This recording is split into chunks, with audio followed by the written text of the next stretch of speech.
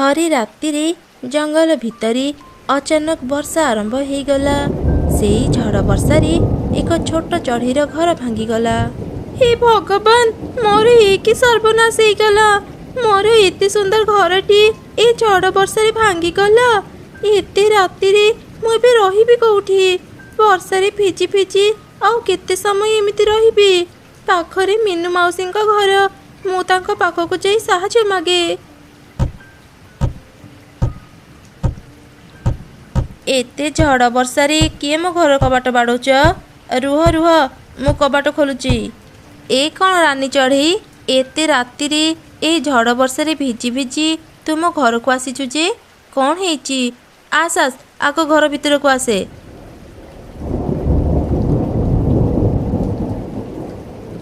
मीनू माउसी, ए झड़ वर्षारे मो घर भांगी जाइची। मो पाखरे एबे टंकाटिए भी नाही। एते शीघ्र मो घर मरामती करि पारिबिनी। माउसी, आज राति मते तुम घरे आश्रय देई थाओ। अरे अरे, तो सहे कौन हेगला? आज राति तुम घरे रही जा। हेले तू तो जानिचु मो घर केते दुर्बल। दुई जन जदि बेसी दिन घरे रहिबा केतेबेले घर भांगी जीव कही हेबनी। काली तू निजर किछि व्यवस्था करिनेबु। तुमे जमा भी चिंता करनी माउसी। काली सकाळ हेउ हेउ ही मो घर मरामतीर व्यवस्था करिबी। अच्छा ठीक अछि, राति बहुत हेलानी, चाले भी सोइबा।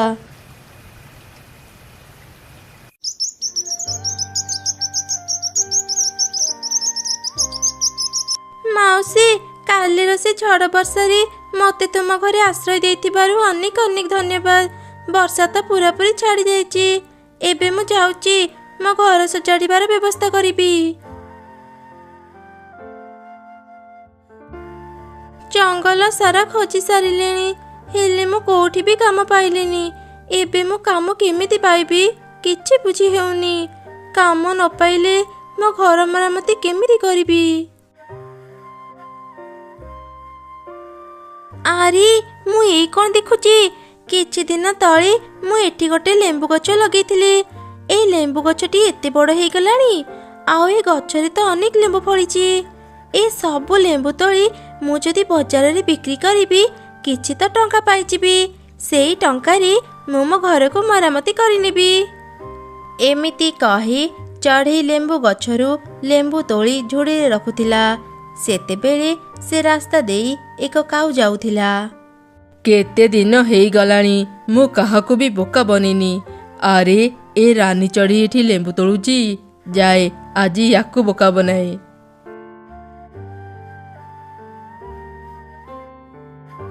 अरे चढ़ी, तू एठी लेंबू तोड़ुचु? सेपटे गोटे दुर्घटना घटी सारिलानी। मीनू माउसीर घर भांगी जाइची। से तते साहाय्य पाई डाकुची। मु तते एकथा कहिबा पाई ही चली आसिली। तू शीघ्र मीनू माउसी पाखकु जा। कौन कहिलु? मीनू माउसींकर घर भांगी जाइची? काले रातिरे से मते तांको घरे आश्रय देइथिले। आउ आजी तांको घर भांगी गला। मु एबे ही मीनू माउसींक पाखकु जिबी।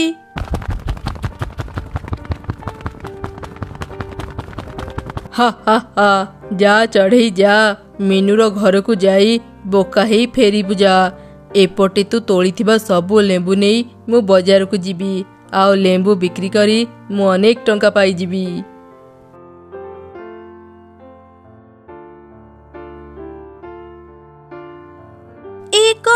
मीनू माउसींक घर तो एकदम ठीक अछि। ताहले से काऊ पाखरे एमिति मिछ कथा कही मते काहेकि डकेइले? मु भीतर को जाई तांको ए कथा पचारे।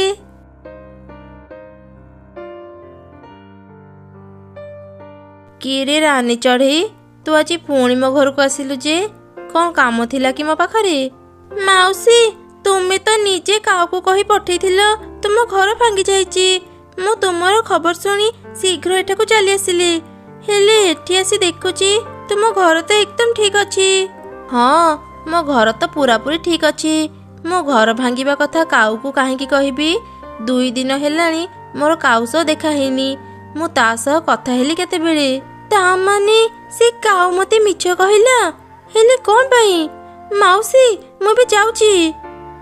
अरे को एठी तो मो लेंबू नाही। ओ, एबे बुझिली। से काऊ मो पाखरु सब लेंबू नेबा पाई ही एमिति मिछ कथा कहिथिला।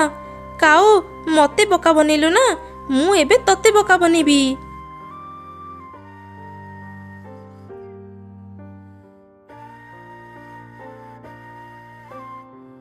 ଆରେ ବା, ଅନ୍ୟର ଜିନିଷ ଚୋରି କରି ବିକିଲେ ଏତେ ଟଙ୍କା ମିଳେ, ଆଜି ଜାଣିଲି। ଆଜିଠୁ ମୁଁ ଏଇ କାମ ଆରମ୍ଭ କରିଦେବି। କାଉ, ଏ କାଉ, ଘରେ ଅଛୁ କି?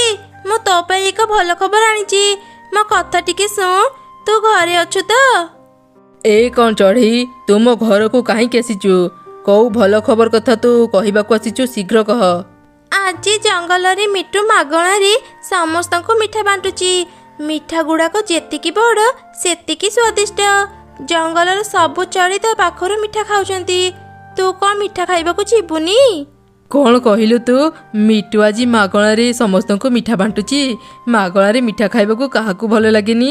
ହଁ ହଁ, ମୁଁ ଏବେ ତା ପାଖକୁ ଯିବି, ଆଉ ମନ ଭରି ମିଠା ଖାଇବି।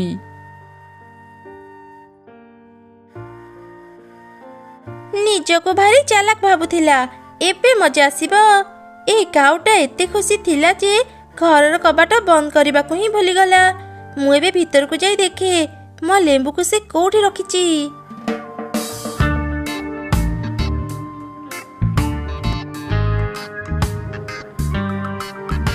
ଏଇ କ'ଣ କାଉ ଘରେ ଏତେ ଗୁଡେ ଟଙ୍କା? ତା ଘରେ ତ ମୋର ଗୋଟେ ବି ଲେମ୍ବୁ ନାହିଁ। ନିଶ୍ଚୟ ସେ ମୋ ଲେମ୍ବୁ ବିକ୍ରି କରି ସବୁ ଟଙ୍କା ପାଇଛି। ସେ ତ କିଛି ବି କାମ କରେନି, ଏତେ ଟଙ୍କା ତା ପାଖକୁ ଆସିବ କେମିତି? ମୁଁ ଶୀଘ୍ର ଏଇ ସବୁ ଟଙ୍କା ନେଇ ଏଠୁ ଚାଲିଯାଏ।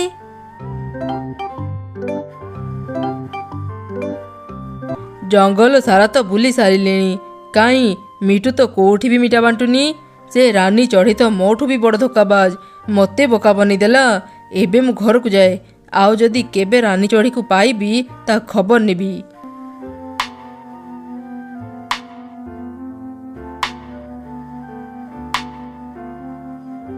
ଏ କ'ଣ, ମୁଁ ତ ଏଠି ମୋ ଲେମ୍ବୁ ବିକା ଟଙ୍କା ରଖିଥିଲି, କୁଆଡ଼େ ଗଲା ମୋ ଟଙ୍କା? ସେ ଚଢ଼େଇ ମୋତେ ବୋକା ବନେଇ ମୋଠୁ ଟଙ୍କା ନେଇଗଲା।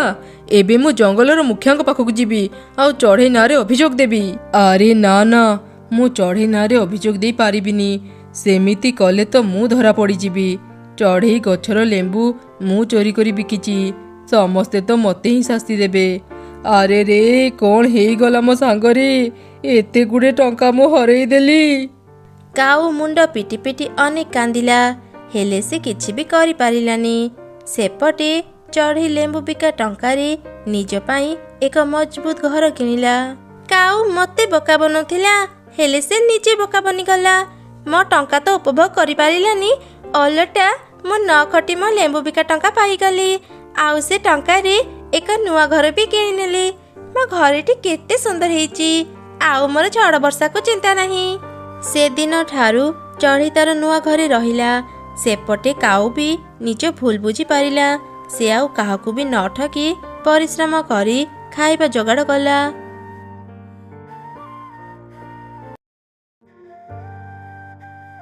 ମୁଁ ବହୁତ ଗରିବ, ମୋର ଏକ ଛୋଟ ଜମି ଅଛି। ବାପା ମା ଯେତେବେଳେ ବଞ୍ଚିଥିଲେ ସେ ଜମିରେ ଚାଷ କରୁଥିଲେ, ହେଲେ ମୁଁ ଏବେ ଏକା ଜମି ଚାଷ କରିବି କେମିତି? ମୋ ପାଖରେ ଏତେ ଟଙ୍କା ନାହିଁ ଯେ ମୁଁ ଅନ୍ୟ ଚଢ଼େଇ ମାନଙ୍କୁ ମୋ ଜମିରେ ଚାଷ କରିପାରିବି। ନା, ଏମିତି ଦୁଃଖ କରି ଆଉ ବସି ରହିବିନି। ବଞ୍ଚିବାକୁ ହେଲେ ମତେ କାମ କରିବାକୁ ପଡ଼ିବ। ମୁଁ ଏବେ ହିଁ ମୋ ଜମିକୁ ଯିବି। ଆଜିଠୁ ମୁଁ ଏକା ହିଁ ଚାଷ ଆରମ୍ଭ କରିଦେବି। ଏମିତି ସେ ଚଢ଼େଇ ତା ମନକୁ ଦୃଢ଼ କରି ନିଜ ଜମିକୁ ଗଲା। ଦିନ ସାରା ପରିଶ୍ରମ କରି ସେ ନିଜ ଜମିକୁ ହଳ କଲା। ଥକା ଲାଗିବାରୁ ସେ ନିଜ ଘରକୁ ଫେରି ଆସିଲା। କିଛି ସମୟ ତ ଆରାମ କରିଦେଲି, ଆଉ ନୁହଁ, ଏବେ ମୁଁ ବଜାରକୁ ଯାଇ ଅଙ୍ଗୁର ଗଛ କିଣି ଆଣି ମୋ ଜମିରେ ପୋତିଦେବି। ଏମିତି ଚିନ୍ତା କରି ଚଢ଼େଇ ବଜାରକୁ ଗଲା, ଆଉ କିଛି ଅଙ୍ଗୁର ଗଛ କିଣି ଆଣି ନିଜ ଜମିରେ ପୋତିଦେଲା। ସେ ପ୍ରତିଦିନ ତା ଅଙ୍ଗୁର ଗଛ ଗୁଡ଼ିକରେ ପାଣି ଦେଇ ସେମାନଙ୍କର ଭଲ ଯତ୍ନ ନେଉଥିଲା। ଦେଖୁ ଦେଖୁ କିଛି ଦିନ ବିତିଗଲା। ଅଙ୍ଗୁର ଗଛ ସବୁ ବଡ଼ ହେଇ ସେଥିରେ ଅନେକ ଅଙ୍ଗୁର ଫଳିଲା। ଏତେ ଦିନ ପରେ ଯାଇ ମୋ ପରିଶ୍ରମର ଫଳ ପାଇଲି। ଏବେ ମୁଁ ମନ ଭରି ଅଙ୍ଗୁର ଖାଇପାରିବି, ଆଉ କିଛି ଅଙ୍ଗୁର ବଜାରରେ ବିକ୍ରି ବି କରିପାରିବି। ଏବେ ଯାଇ ଘରକୁ କିଛି ଅଙ୍ଗୁର ନେଇଯାଏ। ତାପରେ ଚଢ଼େଇ କିଛି ଅଙ୍ଗୁର ତୋଳି ନେଇ ଘରକୁ ଚାଲିଗଲା। ଚଢ଼େଇର ଜମି ପାଖରେ ଏକ ଛୋଟ ମୂଷା ରହୁଥିଲା। ସେ ଚଢ଼େଇ ଜମିରେ ଏତେ ସାରା ଅଙ୍ଗୁର ଫଳ ଦେଖି କହିଲା, ବା ଏ ଚଢ଼େଇ ନିଜ ଜମିରେ କେତେ ବଢିଆ ଅଙ୍ଗୁର ଚାଷ କରିଛି। ଏତେ ସାରା ଅଙ୍ଗୁର ଦେଖି ମତେ ଭୋକ ଲାଗିଲାଣି, ଯାଏ କିଛି ଅଙ୍ଗୁର ଖାଇନିଏ। ଏମିତି କହି ମୂଷା ପ୍ରତ୍ୟେକ ଅଙ୍ଗୁରରୁ କିଛି ଅଳ୍ପ ଅଳ୍ପ ଖାଇ ନିଜ ଘରକୁ ଫେରିଗଲା। ସକାଳେ ଚଢ଼େଇ ନିଜ ଜମିକୁ ଆସିଲା। ମୂଷା ତାର ଅଙ୍ଗୁର ସବୁ ଅଧା ଅଧା ଖାଇ ଛାଡ଼ି ଦେଇଥିଲା। ଏ କଥା ଚଢ଼େଇ ଜାଣିପାରିଲାନି। ନିଜ ଅଙ୍ଗୁରକୁ ଭଲରେ ନ ଦେଖି ସବୁ ଅଙ୍ଗୁର ତୋଳି ସେ ବଜାରକୁ ନେଇଗଲା। ଅଙ୍ଗୁର ନେଇଯାଅ ଅଙ୍ଗୁର, ମିଠା ମିଠା ଅଙ୍ଗୁର, ଥରେ ଖାଇଲେ ଏ ଅଙ୍ଗୁରର ସ୍ୱାଦ ଭୁଲି ପାରିବନି। ଅଙ୍ଗୁର ନେଇଯାଅ ଅଙ୍ଗୁର। ଚଢ଼େଇ, ତୁ ଅଙ୍ଗୁର ଚାଷ କେବେ କଲୁ? ବହୁତ ଦିନରୁ ମୁଁ ଅଙ୍ଗୁର ଖାଇବାକୁ ଇଚ୍ଛା କରୁଥିଲି, ହେଲେ କୋଉଠି ବି ଅଙ୍ଗୁର ପାଉନଥିଲି। ତୁ ଅଙ୍ଗୁର ଚାଷ କରି ଭଲ କରିଛୁ। ଦେ ଦେ ମତେ କିଛି ଅଙ୍ଗୁର ଦେ। ଚଢ଼େଇ, ମତେ ବି କିଛି ଅଙ୍ଗୁର ଦେ, ମୁଁ ମୋ ଝିଅ ପାଇଁ ନେଇଦେବି। ମୋ ଝିଅ ଅଙ୍ଗୁର ଖାଇବାକୁ ଭାରି ଭଲ ପାଏ। ତାପରେ ଚଢ଼େଇ ସମସ୍ତଙ୍କୁ ଅଙ୍ଗୁର ଦେଲା। ସମସ୍ତେ ତାକୁ ଟଙ୍କା ଦେଲେ। କିଛି ସମୟରେ ହିଁ ଚଢ଼େଇର ସବୁ ଅଙ୍ଗୁର ବିକ୍ରି ହେଇଗଲା। ଇ ମା, ମୁଁ ଆଜି ଏତେ ସାରା ଟଙ୍କା ପାଇଗଲି। କେବେ ଯେ ଏତେ ସାରା ଟଙ୍କା ମୁଁ ଏକା ସାଙ୍ଗରେ ଦେଖିଥିଲି ମୋର ମନେ ନାହିଁ। ଚାଲ ଏବେ କିଛି ସଉଦା କିଣି ଘରକୁ ଫେରିଯାଏ। ଏମିତି ଚିନ୍ତା କରି ଚଢ଼େଇ ଘର ପାଇଁ କିଛି ସଉଦା କିଣିଲା। ଆଉ ତାପରେ ସେ ଘରକୁ ଫେରିଗଲା। ଚଢ଼େଇ ନିଜ ପାଇଁ ଖାଇବା ରୋଷେଇ କଲା। କିଛି ସମୟ ପରେ ସନ୍ଧ୍ୟା ହେଇଗଲା। ମୂଷାଖିଆ ଅଙ୍ଗୁର ଦେଖି ସମସ୍ତେ ରାଗି ଯାଇଥିଲେ, ଆଉ ନିଜ ନିଜ ଅଙ୍ଗୁର ଧରି ଚଢ଼େଇ ପାଖକୁ ଆସିଲେ। ଶଇତାନ ଚଢ଼େଇ, ଆମଠୁ ଟଙ୍କା ନେଇ ଆମକୁ ମୂଷାଖିଆ ଅଙ୍ଗୁର ବିକ୍ରି କରିଛୁ। ସମସ୍ତେ ଦେଖୁଛ କଣ? ଏ ଚଢ଼େଇର ମୁହଁ ଉପରକୁ ତାର ସବୁ ଅଙ୍ଗୁର ଫିଙ୍ଗ। ତମେ ମାନେ ଏସବୁ କଣ କହୁଛ? ନା ନା, ମୁଁ କେବେ କାହାକୁ ଖରାପ ଜିନିଷ ବିକ୍ରି କରିନି। ନିଶ୍ଚୟ କୋଉଠି କିଛି ଭୁଲ ହେଇଥିବ। ମୋ କଥାକୁ ବିଶ୍ୱାସ କର। ଚୁପ୍ କର। ନିଜ ଅଙ୍ଗୁରକୁ ତ ନିଜ ଆଖିରେ ଦେଖିନେ କେମିତି ମୂଷା ଖାଇଛି। ଆଉ ଦିନେ ଯଦି ବଜାରକୁ ଆସି ଅଙ୍ଗୁର ବିକ୍ରି କରିବୁ, ପିଟି ପିଟି ଆମେ ତୋର ଗୋଡ଼ ଭାଙ୍ଗିଦେବୁ। କାଲି ସୁଦ୍ଧା ଆମର ସବୁ ଟଙ୍କା ଫେରେଇବୁ। ଚଢ଼େଇ ଯେତେ ବୁଝେଇଲେ ବି କେହି ବି ତା କଥା ଶୁଣିଲେନି। ସମସ୍ତେ ସେଠାରୁ ଚାଲିଗଲେ। ଚଢ଼େଇ ମନ ଦୁଃଖରେ କାନ୍ଦି କାନ୍ଦି ନିଜ ଜମିକୁ ଗଲା। ସେପଟେ ମୂଷା ପୁଣି ଚଢ଼େଇ ଜମିରୁ ଅଙ୍ଗୁର ଖାଉଥିଲା। ଖାଇ ଖାଇ ତା ପେଟ ଏତେ ଭାରି ହେଇଗଲା ଯେ ସେ ଚାଲି ଚାଲି ସେଠାରୁ ନିଜ ଘରକୁ ଯାଇପାରିଲାନି। ଓହୋ, ଖାଇ ଖାଇ ଏତେ ଖାଇଦେଲି ଯେ ପେଟଟା ଭାରି ହେଇଗଲା। ଆଉ ଘରକୁ ଯାଇପାରିବିନି। ଏଠି କିଛି ସମୟ ଆରାମ କରିସାରେ। ଏମିତି ଚିନ୍ତା କରି ମୂଷା ସେଠି ଶୋଇ ପଡ଼ିଲା। ଠିକ୍ ସେହି ସମୟରେ ଚଢ଼େଇ ସେଠାରେ ଆସି ପହଞ୍ଚିଗଲା। ସେ ମୂଷାକୁ ନିଜ ଜମିରେ ଦେଖି ତାକୁ ଧରି ପକେଇଲା। ଶଇତାନ ମୂଷା, ତୁ ତାହେଲେ ମୋ ଅଙ୍ଗୁର ଖାଇ ମୋର କ୍ଷତି କରିଛୁ। ଆଜି ମୁଁ ତତେ ଛାଡ଼ିବିନି। ତତେ ଏବେ ମୁଁ ମୋ ଘରକୁ ନେଇ ବହୁତ ପିଟିବି, ଆଉ ତତେ ତେଲରେ ଭାଜିକି ଖାଇବି। ନା ନା, ମତେ ମାରନି, ମତେ ଛାଡ଼ି ଦିଅ। ମୁଁ ତୁମ ଅଙ୍ଗୁର ଖାଇ ତୁମ ପାଖରେ ଋଣୀ। ମୁଁ ସାରା ଜୀବନ ତୁମ ଜମିର ଦେଖାଶୁଣା କରିବି। ତା ସହ ମୁଁ ସମସ୍ତଙ୍କ ପାଖକୁ ଯାଇ କହିବି ସବୁ ଭୁଲ ମୋର ଥିଲା। ତୁମେ ଏ ବିଷୟରେ କିଛି ବି ଜାଣିନଥିଲ। ସମସ୍ତଙ୍କ ପାଖରେ ମୁଁ ତୁମର ପ୍ରଶଂସା ବି କରିବି। ତୁ ସତ କହୁଛୁ? ସମସ୍ତଙ୍କ ଆଗରେ ତୁ ନିଜ ଭୁଲ ମାନିବୁ ତ?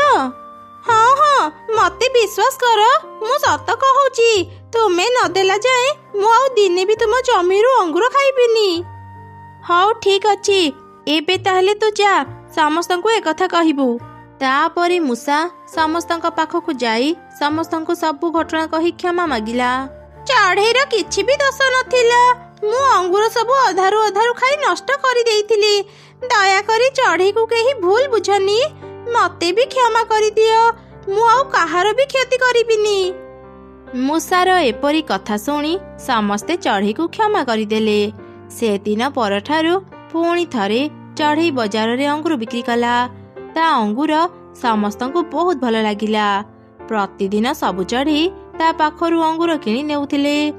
ଧୀରେ ଧୀରେ ଚଢ଼େଇ ବହୁତ ଧନୀ ହେଇଗଲା। ଏକଥା ଗୋଟେ କାଉ ସହି ପାରିଲାନି। ସେ ଚଢ଼େଇକୁ ଈର୍ଷା କରୁଥିଲା। ମୁଁ ଏ ଜଙ୍ଗଲରେ ଥାଉ ଥାଉ ଚଢ଼େଇ ଏତେ ଧନୀ ହେଇଯିବ, ମୁଁ ତା କେବେ ହେବାକୁ ଦେବିନି।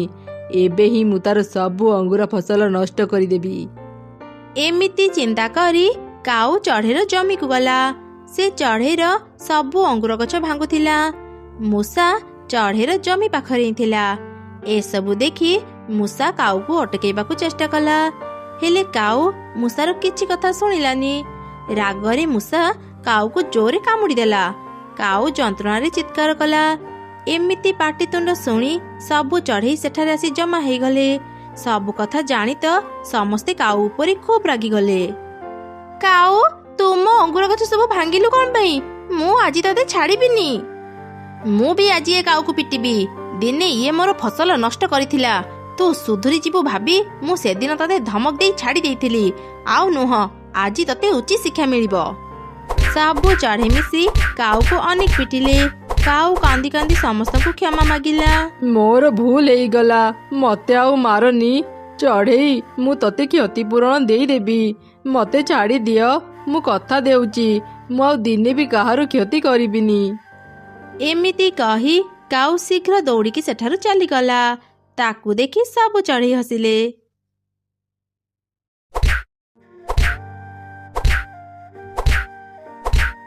କୁନି, ମୁଁ ଆଉ ଖେଳିବିନି। ଆଜି ଶୀଘ୍ର ଘରକୁ ଯିବି। ଆମ ଗଛରେ ନା ଅନେକ ପିଜୁଳି ଫଳିଛି। ଚାଲ କୁନି ମୋ ସାଙ୍ଗରେ, ତୁ ବି ପିଜୁଳି ଖାଇପାରିବୁ। ସତରେ ମିକି, ତମ ଗଛରେ ପିଜୁଳି ଫଳିଛି? ମୁଁ ଆଜି ଯାଇ କେବେ ବି ପିଜୁଳି ଖାଇନି। ଚାଲ ମିକି, ଆଜି ମୁଁ ତୋ ସାଙ୍ଗରେ ପିଜୁଳି ଖାଇବାକୁ ଯିବି। ତାପରେ କୁନି ମିକି ସାଙ୍ଗରେ ତା ଘରକୁ ଗଲା। ସେତେବେଳେ ମିକିର ବାପା ମା ପିଜୁଳି ପାଳୁଥିଲେ। ଆଣ୍ଟି, ମତେ ଗୋଟେ ପିଜୁଳି ଦିଅନ୍ତୁ ନା। ତୁମ ଗଛରେ ତ ଅନେକ ପିଜୁଳି ଫଳିଛି। ଗୋଟେ ପିଜୁଳିର ଦାମ କେତେ ଜାଣିଛୁ? ଚାଲି ଆସିଲା ମାଗଣାରେ ପିଜୁଳି ଖାଇବାକୁ। ପିଜୁଳି ଖାଇବାକୁ ଯଦି ତୋର ଏତେ ଇଚ୍ଛା, ଯା ନିଜ ବାପା ମାକୁ କହିବୁ ତୋ ପାଇଁ ପିଜୁଳି କିଣିଦେବେ। ମା, କୁନିକୁ ଏମିତି କାହିଁକି କହୁଛ?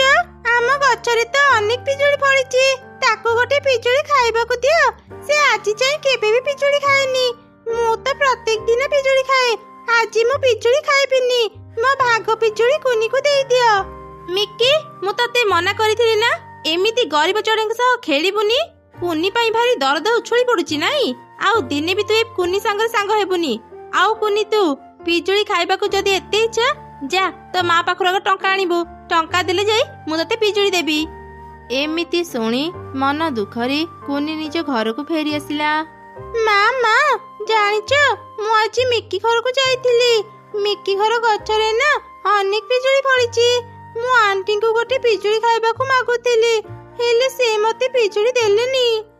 ତୁ କାହିଁକି ସେଠାକୁ ଯାଉଥିଲୁ ରେ ମା? ତୁ ତ ଜାଣୁ ଆମେ କେତେ ଗରିବ। ସେ ଧନୀ ଚଢ଼େଇ ମାନେ ଆମକୁ ଘୃଣା କରନ୍ତି। ତୁ ମନ ଦୁଃଖ କରନି ରେ ମା। ଏବେ ସିନା ଆମ ପାଖରେ ଟଙ୍କା ନାହିଁ। ମୁଁ ଖୁବ୍ ଶୀଘ୍ର ଟଙ୍କା ଜମା କରି ତୋ ପାଇଁ ପିଜୁଳି କିଣିଦେବି। ମା, ମୋର ଭୁଲ ହେଇଗଲା। ମୁଁ ଆଉ କେବେ ବି ପିଜୁଳି ଖାଇବାକୁ ଜିଦ୍ କରିବିନି କି ମିକି ଘରକୁ ବି ଯିବିନି।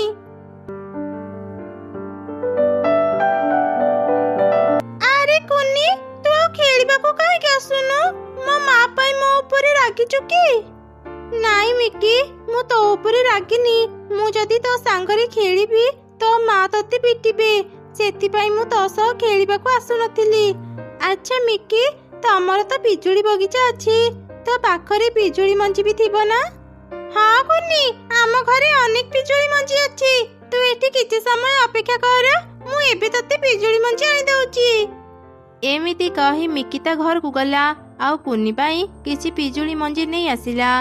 ମିକି ଆଉ କୁନି ଥିଲେ ବହୁତ ଭଲ ସାଙ୍ଗ। ମିକି ପାଖରୁ ପିଜୁଳି ମଞ୍ଜି ନେଇ କୁନି ତା ଘରକୁ ଗଲା। ମା, ଦେଖ, ମୋ ସାଙ୍ଗ ମିକି ମତେ ଅନେକ ପିଜୁଳି ମଞ୍ଜି ଦେଇଛି। ଏବେ ମୁଁ ଏ ପିଜୁଳି ମଞ୍ଜି ଲଗେଇ ତାର ଯତ୍ନ ନେବି। ଯେତେବେଳେ ପିଜୁଳି ଗଛ ବଡ଼ ହେବ, ସେଥିରେ ଫଳ ଫଳିବ। ମୁଁ ଅନେକ ପିଜୁଳି ଖାଇପାରିବି। ଆଚ୍ଛା ଠିକ ଅଛି ରେ ମା। ଏ ସବୁ ପିଜୁଳି ମଞ୍ଜି ତୁ ଆମ ଘର ଚାରି ପାଖରେ ଲଗେଇ ଦେ। ଚାରା ଗଛ ବାହାରିଲା ପରେ ତୁ ତାର ଯତ୍ନ ନେବୁ। ଦେଖିବୁ କିଛି ଦିନ ପରେ ତୋ ଗଛ ବଡ଼ ହେଇ ସେଥିରେ ପିଜୁଳି ଫଳିବ। ତାପରେ କୁନି ତା ଘର ଚାରି ପାଖରେ ପିଜୁଳି ମଞ୍ଜି ଲଗେଇଦେଲା। କିଛି ଦିନ ପରେ 2ଟି ଗଛ ବାହାରିଲା। କୁନି ତା ଗଛ ମୂଳରେ ପାଣି ଦେଇ ତାଙ୍କର ଯତ୍ନ ନେଉଥିଲା। ଏମିତି ବେଶ କିଛି ଦିନ ବିତିଗଲା। 2 ଗଛ ବଡ଼ ହେଇ ସେଥିରେ ଅନେକ ପିଜୁଳି ଫଳିଲା। ମା, ଦେଖ, ଆଜି ମୋ 2 ଗଛରେ କେତେ ପିଜୁଳି ଫଳିଛି। ଏବେ ମୁଁ ମନ ଭରି ପିଜୁଳି ଖାଇପାରିବି। କୁନି, ତୁ ଆମର ବହୁତ ଯତ୍ନ ନେଇଛୁ। ତୋ ପାଇଁ ଆମ ଗଛରେ ଅନେକ ଫଳ ଫଳିଛି। ଏ ସବୁ ପିଜୁଳି ଆଜିଠୁ ତୋର। ତୁ ମନ ଭରି ଏବେ ପିଜୁଳି ଖାଇପାରିବୁ। ଆଉ ହଁ କୁନି, ଏଇ ଦୁଇ ଗଛର ପିଜୁଳି କେବେ ବି ସରିବନି। ମା ଦେଖ, ଆମ ପିଜୁଳି ଗଛ କଥା କହିପାରେ। ଆମ ପିଜୁଳି ଗଛ ଅନେକ ସୁନ୍ଦର ନା? ସେ ମୋ ସହ କଥା ହେଉଛି ଆଉ କହୁଛି ଯେତେ ତୋଳିଲେ ବି ଆମ ପିଜୁଳି କେବେ ସରିବନି। ଆରେ ସତରେ ତ ଆମ ପିଜୁଳି ଗଛ କଥା କହୁଛି। ଇଏ ବହୁତ ଭଲ କଥା। ଏଇ ଗଛର ପିଜୁଳି ଯଦି କେବେ ସରିବନି, ଆମେ କିଛି ପିଜୁଳି ନେଇ ବଜାରରେ ବିକ୍ରି କରିପାରିବା। ପିଜୁଳି ରାଣୀ, ଆମକୁ ଏତେ ଭଲ ଉପହାର ଦେଇଥିବାରୁ ତୁମକୁ ଅନେକ ଅନେକ ଧନ୍ୟବାଦ। ତାପରେ କୁନି କିଛି ପିଜୁଳି ତୋଳି ଖାଇଲା। ତାର ମା କିଛି ପିଜୁଳି ତୋଳି ବଜାରକୁ ବିକ୍ରି କରିବା ପାଇଁ ନେଲା। ପିଜୁଳି ନିଅନ୍ତୁ, ପିଜୁଳି, ମିଠା ମିଠା ପାଚିଲା ପିଜୁଳି। ମା ଚଢ଼େଇକୁ ପିଜୁଳି ବିକ୍ରି କରୁଥିବାର କାଉ ଦେଖିଲା। ସେ ତ ଅନେକ ରାଗିଗଲା। ଆରେ ଏଇ ଗରିବ ଚଢ଼େଇ ପାଖରେ ପିଜୁଳି କିଣିବାକୁ ଟଙ୍କା ନଥିଲା, ତାହେଲେ ସେ ଏତେ ବଡ଼ ବଡ଼ ପାଚିଲା ପିଜୁଳି ପାଇଲା କୋଉଠୁ? ନିଶ୍ଚୟ ମୋ ପିଜୁଳି ଚୋରି କରିଥିବ। ମୁଁ ଶୀଘ୍ର ଘରକୁ ଯାଏ। ମିକି, ଏ ମିକି, ଶୀଘ୍ର ମୋ ପାଖକୁ ଆସେ। କଣ ହେଲା ମା? ମତେ କାହିଁକି ଡାକିଲ? ସତ ସତ କହ ମିକି, ତୁ କୁନିକୁ ଆମ ପିଜୁଳି ଦେଇଛୁ ନା? ଯଦି ମିଛ କହିବୁ ମୁଁ ତତେ ବହୁତ ପିଟିବି। ଭୟରେ ମିକି ତା ମାକୁ ସେ କୁନିକୁ ମଞ୍ଜି ଦେବା କଥା କହିଦେଲା। ସବୁ ଶୁଣି କାଉ ରାଗରେ ଚଢ଼େଇ ଘରକୁ ଗଲା। ଆଚ୍ଛା, ମୋଠୁ ମଞ୍ଜି ନେଇ ଏମାନେ ଏଠି ଗଛ ଲଗେଇଛନ୍ତି। ମୁଁ ଆଜି ଏମାନଙ୍କର ସବୁ ପିଜୁଳି ତୋଳି ନେଇଯିବି। କାଉ ଯେମିତି ପିଜୁଳି ତୋଳିବାକୁ ଗଲା, ହଠାତ୍ ସେ ପିଜୁଳି ଗଛଟି କଥା କହିଲା। ତାଙ୍କ ଶବ୍ଦ ଶୁଣି ମା ଚଢ଼େଇ ଆଉ କୁନି ବାହାରକୁ ଆସିଲେ। କାଉ, ତୁ ବହୁତ ଲୋଭୀ। ତୁ କୁନିର ପିଜୁଳି ଚୋରି କରିବାକୁ ଆସିଛୁ। ଦିନେ ତୁ କୁନିର ବହୁତ ଅପମାନ କରି ତାକୁ ତୁ ପିଜୁଳି ନ ଦେଇ ନିଜ ଘରୁ ବାହାର କରିଦେଇଥିଲୁ। ଆଉ ଆଜି ତୁ ତାର ପିଜୁଳି ଚୋରି କରିବାକୁ ଆସିଛୁ। ମୁଁ ତତେ ୟାର ଶାସ୍ତି ଦେବି। ଏମିତି କହି ପିଜୁଳି ଗଛ କାଉକୁ କରେଣ୍ଟ ସକ୍ ଦେଲା। କାଉ ଯନ୍ତ୍ରଣାରେ ଛଟପଟ ହେଲା। ଭାରି କଷ୍ଟ ହେଉଛି। ମୋର ଭୁଲ ହେଇଗଲା। ମୁଁ ଆଉ କେବେ ବି ଏଠାକୁ ଆସିବିନି। ଦୟାକରି ମତେ ମାରନି, ମତେ ଛାଡ଼ି ଦିଅ। ପିଜୁଳି ରାଣୀ, କାଉ ଆଣ୍ଟିଙ୍କୁ ମାରନି। ସେ ମୋ ସାଙ୍ଗ ମିକିର ମା। ସେ ମରିଗଲେ ମୋ ସାଙ୍ଗ ମିକି ଅନେକ କଷ୍ଟ ପାଇବ। ଦୟାକରି ତାଙ୍କୁ ଛାଡ଼ି ଦିଅ। ଆଜି କେବଳ କୁନି ପାଇଁ ମୁଁ ତତେ ଛାଡ଼ିଦେଲି କାଉ। ଏବେ ଏଠୁ ଚାଲିଯା, ଆଉ ଦିନେ ଏଠାକୁ ଆସିବୁନି। ହଁ ହଁ, ମୁଁ ଆଉ ଦିନେ ବି କୁନିର କ୍ଷତି କରିବିନି। ମୁଁ ସତ କହୁଛି।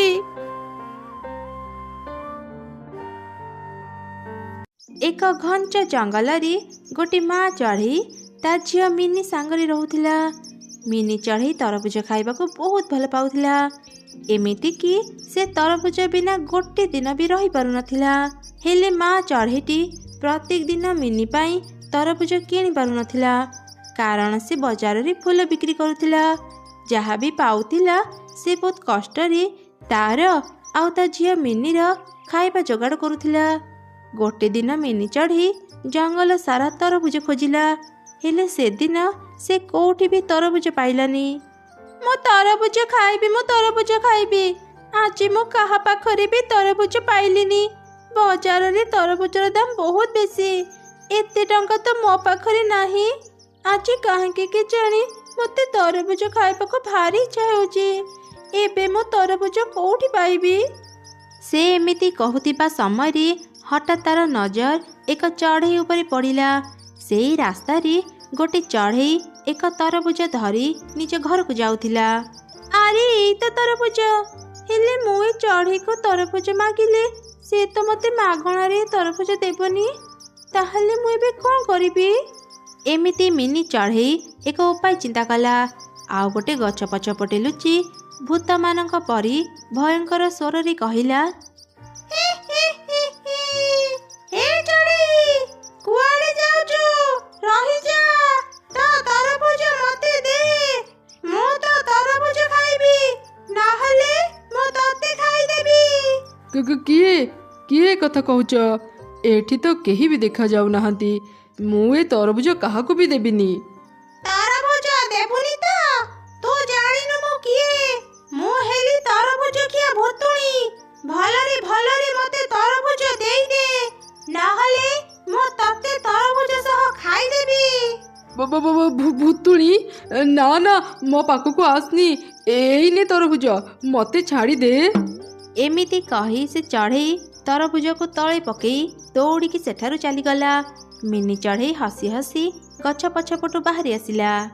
ମିଳିଗଲା, ଆଜି ମତେ ତରଭୁଜ ମିଳିଗଲା। ଏବେ ମୁଁ ପେଟ ପୁରାଇ ତରଭୁଜ ଖାଇପାରିବି। ତାପରେ ମିନି ଚଢ଼େଇ ସେଇ ରାସ୍ତାରେ ବସି ତରଭୁଜ ଖାଇଲା। ପେଟ ପୁରା ତରଭୁଜ ଖାଇ ସେ ଘରକୁ ଗଲା।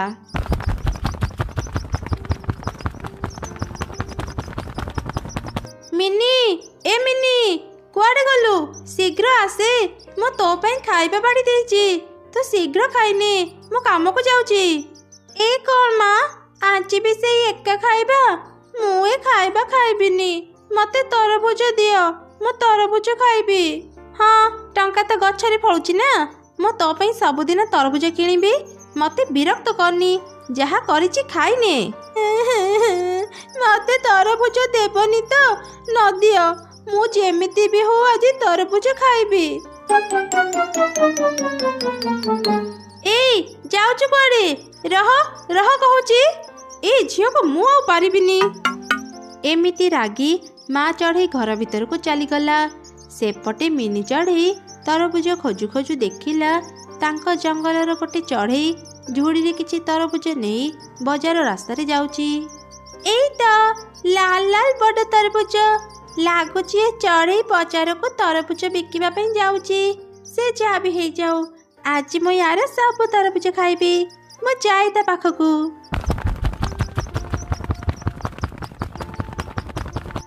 ଦିଦି, ତୁମେ ବୋଧେ ତରଭୁଜ ଝୁଡ଼ି ଧରି ବଜାରକୁ ଯାଉଛ? ତୁମେ କ'ଣ ଜାଣିନ ଆଜି ବଜାରରେ ମେଳା ବସିଛି? ବହୁତ ଲୋକ ଆଜି ବଜାରକୁ ଆସିବେ। ଏତେ ଅଳ୍ପ ତରଭୁଜ ଧରି ସେଠାକୁ କାହିଁକି ଯାଉଛ? ତୁମେ ଗୋଟେ କାମ କର, ତୁମର ତ ତରଭୁଜ ବଗିଚା ଅଛି। ତୁମେ ଆଉ କିଛି ତରଭୁଜ ଘରୁ ନେଇ ଆସ। ମୁଁ ଏ ରାସ୍ତାରେ ତୁମ ତରଭୁଜ ଝୁଡ଼ିକୁ ଜଗିଥିବି। ତୁମେ ଆସିଲେ ଆମେ ସାଙ୍ଗ ହେଇ ବଜାରକୁ ଯିବା। ଆରେ ହଁ, ମୋର ତ ମେଳା କଥା ଜମା ବି ମନେ ନଥିଲା। ଭଲ ହେଲା ତୁ ମତେ ମନେ ପକେଇଦେଲୁ। ତୁ ଏଠି ମୋ ତରଭୁଜ ଝୁଡ଼ିକୁ ଜଗିଥା, ମୁଁ ଘରକୁ ଯାଉଛି। ଆଉ କିଛି ତରଭୁଜ ନେଇ ଆସିବି। ଏମିତି କହି ସେ ଚଢ଼େଇ ତା ତରଭୁଜ ଝୁଡ଼ିକୁ ମିନି ପାଖରେ ଦେଇ ଘରକୁ ଚାଲିଗଲା। ମିନି ଚଢ଼େଇ ତରଭୁଜ ପାଇ ଖୁବ୍ ଖୁସି ହେଇଗଲା। ସେ କିଛି ତରଭୁଜ ଖାଇଲା। ଆଉ କିଛି ତରଭୁଜ ପରେ ଖାଇବ ଭାବି ସେ ଘରକୁ ନେଉଥିଲା। ରାସ୍ତାରେ ସେ ଗୋଟେ ବୁଢ଼ୀ ଚଢ଼େଇକୁ ଶୋଇଥିବାର ଦେଖିଲା। ସେ ବୁଢ଼ୀ ଚଢ଼େଇ ପାଖକୁ ଗଲା ଆଉ ତାକୁ କହିଲା, ଆରେ ବୁଢ଼ୀ ମା, ଏଠି ଏମିତି ଶୋଇଛ ଯେ? ତୁମ ଦେହ ଭଲ ନାହିଁ କି? ନାଇଁ ରେ ମା, 3 ଦିନ ହେଲାଣି ମୁଁ କିଛି ଖାଇନି। ଆଜି ଖାଇବା ଖୋଜିବା ପାଇଁ ବାହାରିଥିଲି, ଥକି ଯାଇ ଏଠି ଟିକେ ଶୋଇ ପଡ଼ିଛି। ବୁଢ଼ୀ ମା, ମୋ ପାଖରେ କିଛି ତରଭୁଜ ଅଛି, ଏଇ ନିଅ, ତୁମେ ପେଟ ପୁରାଇ ଖାଇବା ଖାଇନିଅ। ମିନି ଚଢ଼େଇ ଅନ୍ୟମାନଙ୍କୁ ଠକି ତାଙ୍କ ପାଖରୁ ତରଭୁଜ ଖାଇଲେ ବି ତା ମନ ଥିଲା ବହୁତ ସଫା। ବିପଦ ସମୟରେ ସେ ସମସ୍ତଙ୍କୁ ସାହାଯ୍ୟ କରୁଥିଲା। ହେଲେ ତାର ମିଛ କହିବା ଗୁଣ ପାଇଁ ଅନ୍ୟ ଚଢ଼େଇମାନେ ତାକୁ ବହୁତ ରାଗୁଥିଲେ। ତା ମା ପାଖରେ ସବୁଦିନ ତା ନାଁରେ ଅଭିଯୋଗ କରୁଥିଲେ। ମା ଚଢ଼େଇ ଏସବୁ ଶୁଣି ଶୁଣି ବିରକ୍ତ ହେଉଥିଲା। ରାଗରେ ସେ ତା ଝିଅ ମିନିକୁ ବହୁତ ପିଟୁଥିଲା। ତଥାପି ମିନି ଚଢ଼େଇ ସୁଧୁରୁ ନଥିଲା। ଦିନେ ସେ ମିଟୁର ତରଭୁଜ ବଗିଚା ରାସ୍ତାରେ ଯାଉଥିଲା। ମିଟୁ ବଗିଚାର ତରଭୁଜ ଦେଖି ସେ ତା ବଗିଚା ଭିତରକୁ ଗଲା। ଲୋଭ ସମ୍ଭାଳି ନ ପାରି ସେ ଗୋଟେ ତରଭୁଜ ତୋଳି ଖାଇଲା। ଠିକ୍ ସେହି ସମୟରେ ମିଟୁ ସେଠି ପହଞ୍ଚିଗଲା। ଏ କ'ଣ, ଏ ତରଭୁଜ ଖିଆ ମିନି ଆଜି ମୋ ବଗିଚାରୁ ତରଭୁଜ ଚୋରି କରି ଖାଉଛି? ଏ ଝିଅ, ତତେ ଟିକେ ଲାଜ ଲାଗୁନି? ଏତେ ବଡ଼ ହେଲୁଣି, ଅନ୍ୟମାନଙ୍କ ପାଖରୁ ତରଭୁଜ ଚୋରି କରି ଖାଉଛୁ? ଚୋରଣୀ କୋଉଠିକାର? ଏ ମିଟୁ ଅଙ୍କଲ, ମତେ ଚୋରଣୀ କାହିଁକି କହୁଛ? ଏଠି ତ ଏତେ ତରଭୁଜ ଅଛି, ମୁଁ ଗୋଟେ ଖାଇଲେ ତମର କ'ଣ ତରଭୁଜ ସରିଯିବ? ଚୋରି କରୁଛୁ ଆଉ ବଡ଼ ବଡ଼ କଥା କହୁଛୁ? ମତେ ନ ପଚାରି ମୋ ବଗିଚାରୁ ତରଭୁଜ ଖାଉଛୁ? ତତେ ଆହୁରି କହିବି, ତୁ ଗୋଟେ ଚୋରଣୀ। ବହୁତ ହେଇଗଲା, ମତେ ଚୋରଣୀ କହିବ ନା? ରୁହ, ଏବେ ଦେଖ ମୁଁ ତମ ସହ କ'ଣ କରୁଛି। ଏମିତି କହି ମିନି ଚଢ଼େଇ ମିଟୁର ପାଟି ଭିତରେ ବହୁତ ଗୁଡ଼ିଏ ତରଭୁଜ ଖଣ୍ଡ ଭର୍ତ୍ତି କରିଦେଲା। ଆଉ କହିବ ମତେ ଚୋରଣୀ ନା? ଏବେ ପାଅ ମଜା। ତାପରେ ମିନି ଚଢ଼େଇ ଦୌଡ଼ିକି ସେଠାରୁ ଚାଲିଗଲା। ମିଟୁ ତା ମା ପାଖକୁ ଗଲା ଆଉ ତାକୁ ସବୁ ଘଟଣା କହିଲା। ଝିଅକୁ ତରଭୁଜ କିଣି ଦେଇ ପାରୁନ ବୋଲି ତାକୁ ଚୋରି କରିବା ଶିଖେଇଛ? ସେ ଆଜି ମୋ ଜମିରୁ ତରଭୁଜ ଚୋରି କରି ଖାଇଛି। ତା ପାଇଁ ଆମର କେତେ କ୍ଷତି ହେଉଛି। ଝିଅକୁ ଯଦି ସମ୍ଭାଳି ପାରୁନ ତାକୁ ଘରେ ବନ୍ଦୀ କରି ରଖ। ଏ କ'ଣ କହୁଛନ୍ତି? ମୁଁ କାହିଁକି ତାକୁ ଚୋରି କରିବାକୁ କହିବି? ଆଜି ଆସୁ ସିଏ, ପିଟି ପିଟି ତା ଗୋଡ଼ ଭାଙ୍ଗିଦେବି। ଯାହା କରୁଛ କର, ହେଲେ ଆଉ ଦିନେ ଯଦି ତୁମ ଝିଅକୁ ମୋ ବଗିଚାର ଆଖପାଖରେ ଦେଖିବି ତମ ମା ଝିଅଙ୍କୁ ଏ ଜଙ୍ଗଲରୁ ବାହାର କରିଦେବି। ଏମିତି କହି ମିଟୁ ଚାଲିଗଲା। ମା ଚଢ଼େଇ ଗୋଟେ ଲାଠି ଧରି ତା ଝିଅକୁ ଅପେକ୍ଷା କଲା। ଯେମିତି ମିନି ଘରକୁ ଫେରିଲା ତା ମା ତାକୁ ବହୁତ ପିଟିଲା। ବଦମାସ ଝିଅ, କେତେ ଥର ତତେ କହିବି କାହାକୁ ବି ଠକି ତା ଜିନିଷ ନେବୁନି। ଆଜି ତୁ ମିଟୁ ଜମିରୁ ତରଭୁଜ ଚୋରି କରି ଖାଇଛୁ। ତୁ ଏବେ ଚୋରି କରିବା ବି ଶିଖିଗଲୁଣି। ତୋ ପାଇଁ ଆଜି ସେ ମିଟୁ ମୋର କେତେ ଅପମାନ କଲା। କେବେ ବୁଝିବୁ ତୁ ଏକଥା? ଏସବୁ କହି କହି ତା ମା ତାକୁ ବହୁତ ପିଟୁଥିଲା। ମାଠୁ ମାଡ଼ ଖାଇଲା ପରେ ମନ ଦୁଃଖରେ ମିନି ଚଢ଼େଇ ଏକ ଗଛ ମୂଳେ ଯାଇ ବସି ସେଠି ବହୁତ କାନ୍ଦିଲା। ସେହି ସମୟରେ ସେ ବୁଢ଼ୀ ଚଢ଼େଇ ତା ପାଖକୁ ଆସିଲା ଆଉ ତାକୁ କହିଲା, ଆରେ ଝିଅ, ତୁ ଏଠି ବସି କାନ୍ଦୁଛୁ କ'ଣ ପାଇଁ? କିଏ ତତେ ମାରିଛି କି? ମିନି ଚଢ଼େଇ କାନ୍ଦି କାନ୍ଦି ବୁଢ଼ୀ ଚଢ଼େଇକୁ ସବୁ କଥା କହିଲା। ମୁଁ ତତେ ଜାଣିଛି ରେ ଝିଅ, ତୋ ମନ ବହୁତ ସଫା। ହେଲେ ଟଙ୍କା ଅଭାବରୁ ତୁ ତରଭୁଜ କିଣି ଖାଇପାରୁନୁ। ତା ବୋଲି ତୁ ଅନ୍ୟମାନଙ୍କୁ ଠକି ତାଙ୍କ ବଗିଚାରୁ ତରଭୁଜ ଚୋରି କରି ଖାଇବା ଜମା ବି ଠିକ୍ କଥା ନୁହଁ। ସେମିତି ଯଦି ତୁ କରିବୁ ପ୍ରତ୍ୟେକ ଦିନ ଅନ୍ୟମାନଙ୍କ ପାଖରୁ ଗାଳି ଶୁଣିବୁ, ତୋ ମା ପାଖରୁ ମାଡ଼ ବି ଖାଇବୁ। ଏଇ ନେ ଝିଅ, ଏ ତରଭୁଜ ମଞ୍ଜିକୁ ନେ। ଏଇଟା ଗୋଟେ ଯାଦୁର ତରଭୁଜ ମଞ୍ଜି। ତୁ ଆଜି ହିଁ ତୋ ଘର ବାହାରେ ମଞ୍ଜିକୁ ପୋତିଦେବୁ। ସଙ୍ଗେ ସଙ୍ଗେ ହିଁ ତୁ ଅନେକ ତରଭୁଜ ପାଇବୁ। ହେଲେ ଗୋଟେ କଥା ମନେ ରଖ, ତୁ ଆଉ ଦିନେ ବି କାହାକୁ ମିଛ କହିବୁନି। କାହା ପାଖରୁ ଚୋରି କରି ତରଭୁଜ ଖାଇବୁନି। ଠିକ୍ ଅଛି ବୁଢ଼ୀ ମା, ମୁଁ ତମକୁ କଥା ଦେଉଛି, ମୁଁ ଆଉ କେବେ ବି ମିଛ କହିବିନି। କାହା ବଗିଚାରୁ ତରଭୁଜ ଚୋରି କରି ଖାଇବିନି। ସୁନା ଝିଅ, ଏବେ ମଞ୍ଜି ନେଇ ଘରକୁ ଯା। ତାପରେ ମିନି ଚଢ଼େଇ ସେ ତରଭୁଜ ମଞ୍ଜିକୁ ଧରି ଘରକୁ ଫେରିଲା। ସେ ତା ମାକୁ ସବୁ କଥା କହିଲା। ତାପରେ ସେ ତୁରନ୍ତ ଘର ବାହାରେ ସେ ମଞ୍ଜିକୁ ପୋତିଦେଲା। ସଙ୍ଗେ ସଙ୍ଗେ ହିଁ ସେଠି ଗୋଟେ ବଡ଼ ତରଭୁଜ ବାହାରିଲା। ସେ ତରଭୁଜ ଭିତରୁ ଅନେକ ଅନେକ ତରଭୁଜ ବାହାରିଲା। ଏସବୁ ଦେଖି ମା ଚଢ଼େଇ ଆଉ ତାର ଝିଅ ମିନି ଖୁବ୍ ଖୁସି ହେଇଗଲେ। ମିନି ଚଢ଼େଇ ପେଟ ପୁରା ତରଭୁଜ ଖାଇଲା। ମା ଚଢ଼େଇଟି କିଛି ତରଭୁଜ ବିକିବା ପାଇଁ ବଜାରକୁ ନେଇଗଲା। ଏମିତି ତାଙ୍କର ସବୁ ଅଭାବ ଦୂର ହେଇଗଲା ଆଉ ସେମାନେ ଖୁସିରେ ରହିଲେ। ଗୋଟିଏ ଜଙ୍ଗଲରେ ସବୁ ଚଢ଼େଇମାନେ କିଛି ନା କିଛି ଚାଷ କରି ନିଜ ଖାଇବା ଯୋଗାଡ଼ କରି ନେଉଥିଲେ। ସେ ଜଙ୍ଗଲର କାଉ ଆଉ ତାର ସ୍ତ୍ରୀ ନିଜ ବଗିଚାରେ କିଛି ଆମ୍ବ ଗଛ ଲଗେଇଥିଲେ। ଟିକି ଆଉ ମିକି ନାମରେ ଦୁଇ ଚଢ଼େଇ ଭଉଣୀ ବି ନିଜ ବଗିଚାରେ ଆମ୍ବ ଗଛ ଲଗେଇଥିଲେ। କାଉ ଥିଲା ବହୁତ ଲୋଭୀ। ସେ ଆମ୍ବ ପାଚିବା ଯାଏଁ ବି ଅପେକ୍ଷା କରୁନଥିଲା। ସେ ତାର କଞ୍ଚା ଆମ୍ବ ଗୁଡ଼ାକୁ ନେଇ ବଜାରରେ ବିକ୍ରି କରୁଥିଲା। ସେପଟେ ଦୁଇ ଚଢ଼େଇ ଭଉଣୀ ନିଜ ଆମ୍ବ ପାଚିବା ଯାଏଁ ଅପେକ୍ଷା କରିଥିଲେ। ଆରେ ଦିଦି, ଏବେ ବଜାରରେ ନା ସମସ୍ତେ ଆମ୍ବ ବିକ୍ରି କରୁଛନ୍ତି। ଚାଲ ଆମେ ବି ଆମ୍ବ ବିକ୍ରି କରିବା। ଏବେ ଆମ୍ବ ବିକ୍ରି କଲେ ଆମେ ଭଲ ଟଙ୍କା ପାଇବା। ଆରେ ମିକି, ଆମ ଆମ୍ବ ଗୁଡ଼ାକ ଏଯାଏଁ ପାଚିନି।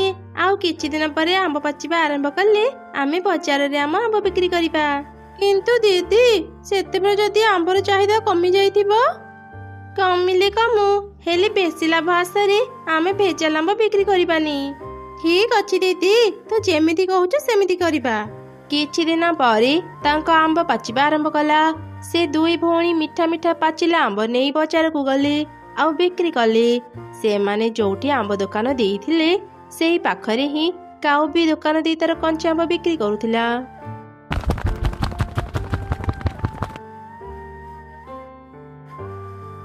ଆରେ ବାଃ, ତମ ଦୁଇ ଭଉଣୀଙ୍କ ଆମ୍ବ ତ ଭାରି ମିଠା। ମତେ ଆଉ 2 କେଜି ଆମ୍ବ ଦିଅ, ମୁଁ ଘରକୁ ନେବି। ଆମେ ଆମ୍ବ ପାଚିବା ଯାଇ ଅପେକ୍ଷା କରୁ, ତାପରେ ଯାଇ ଆମେ ଆମ୍ବ ବିକ୍ରି କରୁ। ସେଥିପାଇଁ ଆମର ଆମ୍ବ ବହୁତ ମିଠା। ଏଇ ନିଅନ୍ତୁ ଆପଣଙ୍କର 2 କେଜି ଆମ୍ବ। ସକାଳରୁ ସନ୍ଧ୍ୟା ଯାଏଁ କାଉ ତାର କଞ୍ଚା ଆମ୍ବକୁ ନେଇ ବସିଥିଲା। କେହି ବି ତା ପାଖରୁ ଆମ୍ବ କିଣୁନଥିଲେ। ଆମ୍ବ ନିଅ ଆମ୍ବ, ମିଠା ମିଠା ଆମ୍ବ। ଚଢ଼େଇଙ୍କଠୁ ବି ଶସ୍ତାରେ ଆମ୍ବ ମୁଁ ଦେବି। ଆସ ଆସ, ମୋ ପାଖରୁ ଆମ୍ବ ନେଇଯାଅ। କାଉ ଅଙ୍କଲ, ତୁମେ ଯେତେ ଶସ୍ତାରେ କଞ୍ଚା ଆମ୍ବ ବିକିଲେ ବି କେହି ତୁମ ପାଖରୁ ଆମ୍ବ କିଣିବେନି। ଆମ୍ବ ସବୁ ଆଗ ପାଚିବାକୁ ଦିଅ, ତାପରେ ଆମ୍ବ ବିକ୍ରି କରିବ। ତମେ ଦୁଇ ଭଉଣୀ ଯେପର୍ଯ୍ୟନ୍ତ ଏଠାକୁ ଆସୁନଥିଲ ମୋ ଆମ୍ବ ଭଲ ବିକ୍ରି ହେଉଥିଲା। ତମେ ମାନେ ଆସିବା ପରଠୁ ହିଁ ମୋ ଆମ୍ବ କେହି କିଣୁନାହାନ୍ତି। କାଲିଠୁ ତମେ ମାନେ ଆଉ ଏଠାକୁ ଆମ୍ବ ବିକ୍ରି କରିବାକୁ ଆସିବନି। କଣ ପାଇଁ ଆସିବୁନି? ଏ ଜାଗା ତୁମର ନୁହଁ। ଆମେ ପ୍ରତ୍ୟେକ ଦିନ ଏଇଠି ହିଁ ଆମ୍ବ ବିକ୍ରି କରିବୁ। ସନ୍ଧ୍ୟା ହେଇଯିବା ପରେ ବି ଯେତେବେଳେ କାଉର ଆମ୍ବ ବିକ୍ରି ହେଲା ନାହିଁ, ସେ ନିଜ କଞ୍ଚା ଆମ୍ବ ଝୋଡ଼ି ଧରି ଘରକୁ ଫେରି ଆସିଲା। ତୁମେ ଆଜି ବି ଆମ୍ବ ଝୋଡ଼ି ଧରି ଘରକୁ ଫେରି ଆସିଲ? କଣ ଆଜି ବି ତୁମ ଆମ୍ବ ବିକ୍ରି ହେଲା ନାହିଁ? ମୋ ପାଖକୁ କେହି ବି ଗ୍ରାହକ ଆସୁନାହାନ୍ତି। ଯିଏ ବି ଆସୁଛନ୍ତି ଚଢ଼େଇଙ୍କ ପାଚିଲା ଆମ୍ବ ଦେଖି ତା ପାଖକୁ ଚାଲି ଯାଉଛନ୍ତି। ଶୁଣ, ଗୋଟେ କାମ କର, ସେ ଦୁଇ ଚଢ଼େଇ ଯୋଉ ଠେଲାରେ ଆମ୍ବ ରଖି ବିକ୍ରି କରୁଛନ୍ତି ତାଙ୍କ ଠେଲା ନେଇ ନଦୀରେ ଭସେଇ ଦିଅ। ନା ଥିବ ଠେଲା, ନା ସେମାନେ ବିକ୍ରି କରିପାରିବେ ଆମ୍ବ। ହଁ ହଁ, ତୁ ଏକଦମ ଠିକ କଥାଟେ କହିଛୁ। ମୁଁ ଆଜି ରାତି ହିଁ ତାଙ୍କ ଠେଲାକୁ ନଦୀରେ ଭସେଇ ଦେବି। ସେ କାଉର ଗୋଟେ କ୍ରେନ୍ ଥିଲା। ରାତିରେ କାଉ ତା କ୍ରେନ୍ରେ ଚଢ଼େଇଙ୍କ ଠେଲା ଗାଡ଼ିକୁ ଉଠେଇ ନଦୀରେ ଭସେଇ ଦେଲା, ଆଉ ତାପରେ ନିଜ ଘରକୁ ଫେରି ଆସିଲା। ପରଦିନ ସକାଳେ ଦୁଇ ଚଢ଼େଇ ଭଉଣୀ ନିଜ ବଗିଚାରୁ ଆମ୍ବ ତୋଳି ସେସବୁ ଧରି ବଜାରକୁ ଗଲେ। ସେଠି ସେମାନେ ଦେଖିଲେ ତାଙ୍କର ଠେଲା ଗାଡ଼ି ନାହିଁ। ଏମିତି ଦେଖି ଦୁଇ ଭଉଣୀ ଅନେକ କାନ୍ଦିଲେ। ଆରେ, ଆମର ଠେଲା ଗାଡ଼ି କୁଆଡ଼େ ଗଲା? ଏବେ ଆମେ ଆମ୍ବ କେମିତି ବିକିବୁ? ଆରେ ଦେଖ ଦେଖ, ଏ ଦୁଇ ଭଉଣୀ କେମିତି କାନ୍ଦୁଛନ୍ତି। ଏବେ ଏମାନେ ଆମ୍ବ ବିକ୍ରି ନ କରି ଏଠାରୁ ଚାଲିଯିବେ। ତାପରେ ଦେଖିବ ସମସ୍ତେ କେମିତି ଆମ ପାଖରୁ ହିଁ ଆମ୍ବ କିଣିବେ। ଦିଦି, ତୁ କାନ୍ଦନି। ଠେଲା ଗାଡ଼ି ନାହିଁ ତ କଣ ହେଇଗଲା? ଆମେ ଏଇଠି ତଳେ ବସି ଆମ୍ବ ବିକ୍ରି କରିବା। ଆମ ଆମ୍ବ ସମସ୍ତଙ୍କୁ ଭଲ ଲାଗେ। ଦେଖିବୁ ସମସ୍ତେ ଆସି ଆମ ପାଖରୁ ହିଁ ଆମ୍ବ କିଣିବେ। ତାପରେ ଦୁଇ ଚଢ଼େଇ ସେମିତି କଲେ। ତଳେ ଏକ କପଡ଼ା ବିଛେଇ ତା ଉପରେ ତାଙ୍କର ସବୁ ଆମ୍ବ ରଖି ବିକ୍ରି କରିବା ଆରମ୍ଭ କଲେ।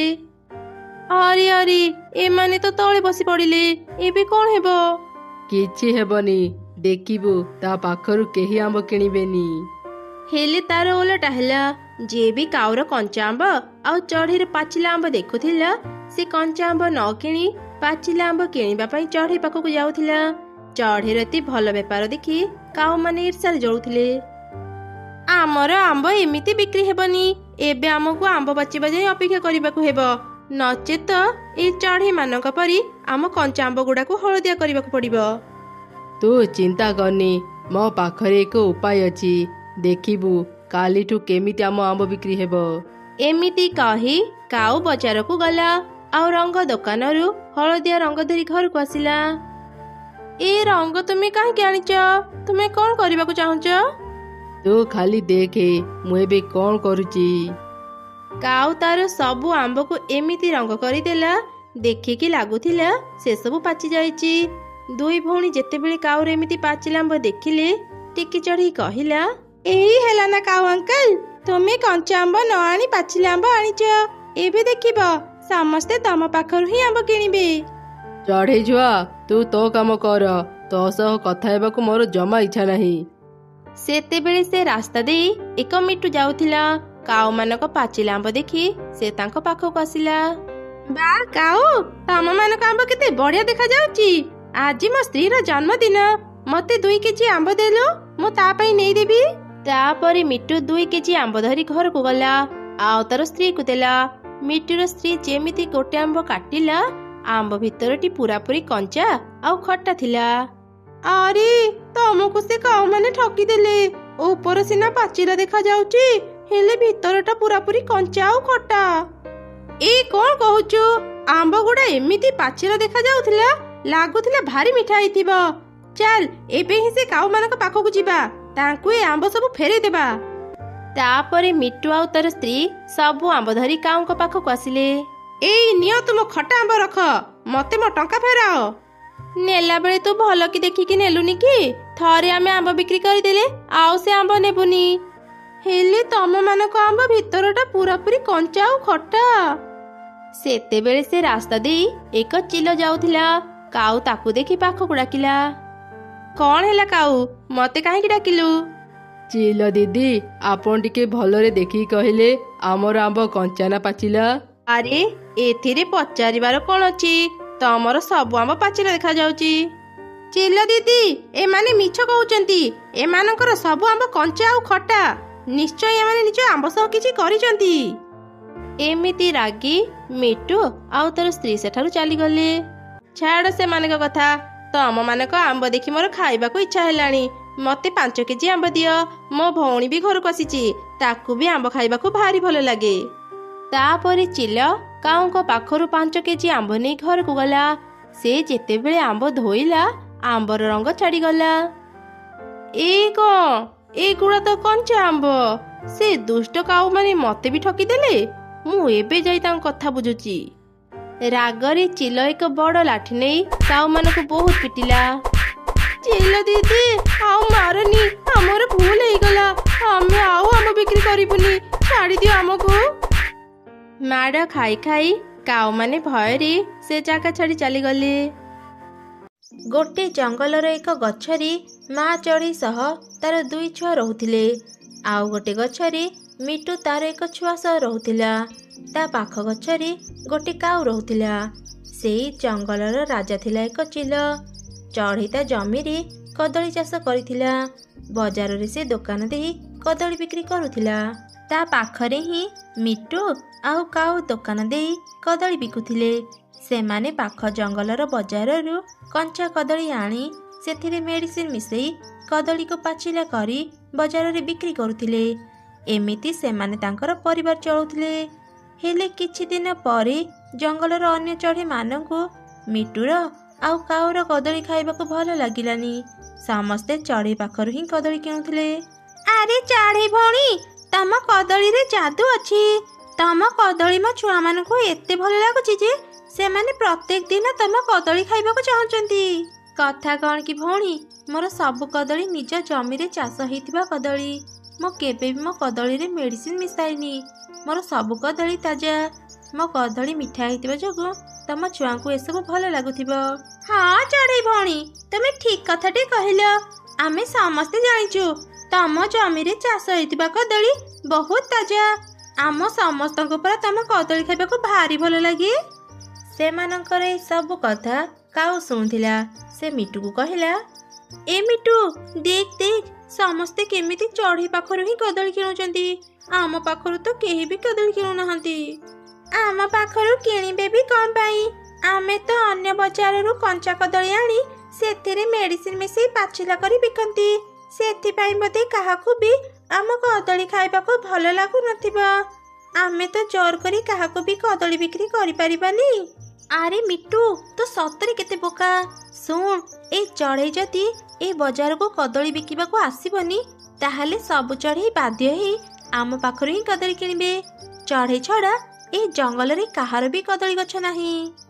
ହଁ, ତୁ ଠିକ କହିଛୁ ଯେ, ହେଲେ ଚଢ଼େଇର ତ ଜମି ଅଛି, ସେ କ'ଣ ପାଇଁ ବଜାରକୁ ଆସିବନି? ଓହୋ ମିଟୁ, ତୁ ମୋ କଥା ତ ଆଗ ପୁରା ଶୁଣ। ଆମକୁ କିଛି ଉପାୟ ଚିନ୍ତା କରିବାକୁ ପଡ଼ିବ।